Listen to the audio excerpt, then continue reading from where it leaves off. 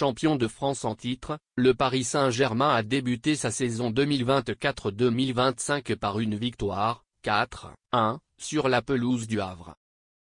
Après une première période convaincante, les hommes de Luis Enrique ont fait preuve de nombreuses largesses défensives avant de logiquement craquer.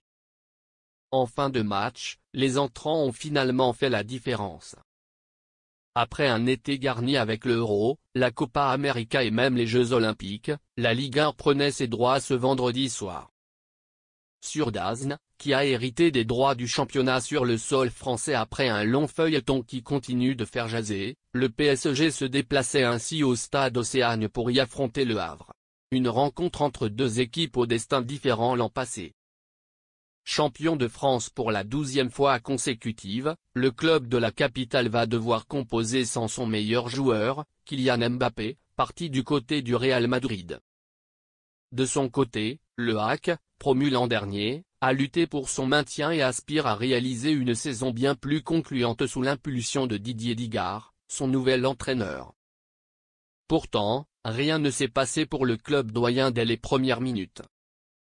Malgré un 11 remanié avec notamment le jeune Ibrahim Mbaye sur le flanc gauche de l'attaque, 16 ans, le Paris Saint-Germain a démarré de la meilleure des manières. Suite à une superbe construction, Kangin Lee a été trouvé sur le côté droit.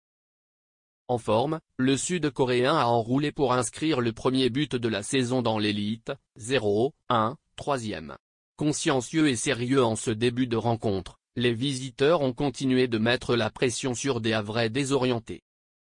Et même avec la sortie sur blessure de Gonzalo Ramos, le PSG a été souverain et aurait même pu doubler la mise sans la barre transversale trouvée sur la tête de Randal Kolo Muani, le remplaçant du buteur portugais, 22e.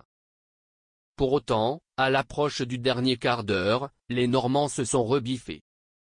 Alors que le but refusé d'Abdoulaye Touré, 28e, pour un hors-jeu de Josué Casimir a été un premier avertissement pour le PSG, la deuxième frappe de Touré, captée par Donnarumma, aura matérialisé la révolte havraise, 39e. Ainsi, grâce aussi à deux grosses parades d'Arthur Desma dans le temps additionnel, 45 plus premier, 45 plus 5e, le Havre avait encore de quoi espérer au retour des vestiaires. Les entrants du PSG font la différence. Au retour des vestiaires, l'espoir est définitivement revenu au stade Océane. En effet, suite à un coup franc parfaitement tiré par Christophe Opéry, Guatier Lloris a trompé Donnarumma, complètement trahi par le marquage et la défense laborieuse de sa défense sur cette action, 1-1, 49e. Clairement dans un temps fort, les amants ont même cru prendre l'avantage.